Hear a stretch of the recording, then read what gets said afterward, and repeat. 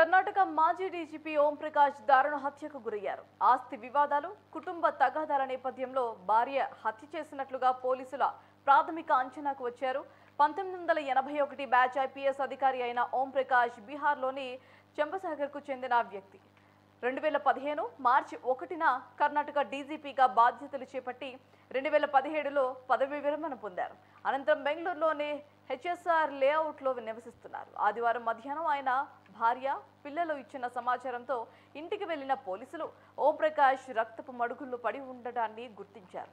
చికిత్స నిమిత్తం సమీపంలోని ఆసుపత్రికి తరలించినా అప్పటికే మరణించినట్లుగా వైద్యులు ధృవీకరించారు.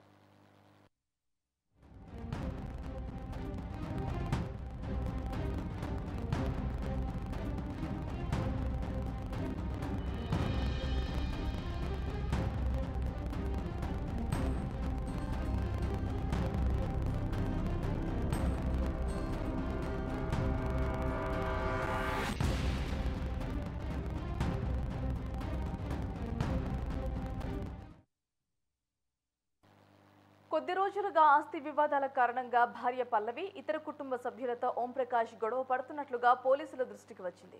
ఇటీవలే ఆయన ఇంటి వద్ద భార్య ఆందోళనకు దిగిన ఉదాంతం సోషల్ మీడియాలో వైరల్ అయింది. ఐపీఎస్ ఫ్యామిలీ గ్రూపుల్లోనూ తన భర్త ప్రకాష్ కుటుంబ సభ్యులను తీవ్రంగా హింసిస్తున్నారని, ఇంట్లో తుపాకీతో తిరుగుతున్నారని పల్లవి మెసేజ్ పోస్ట్ చేసినట్లుగా పోలీసులు వెల్లడించారు. ఆదివారం ఈ గొడవ తీవ్ర రూపం దాల్చడంతో ఆమె భర్తను పలుమార్లు పొడిచి హత్య చేసినట్లుగా తెలిపారు. హత్య అనంతరం మరో ఐపీఎస్ భార్యకు వీడియో కాల్ చేసి హ్యావ్ ఫినిష్డ్ మాన్స్టర్ అని తెలిపింది.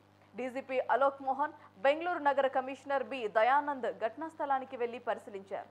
మృతుడి భార్య పల్లవి, కుమార్తె, కొడుకులను పోలీసులు అదుపులోకి తీసుకుని విచారిస్తున్నారు.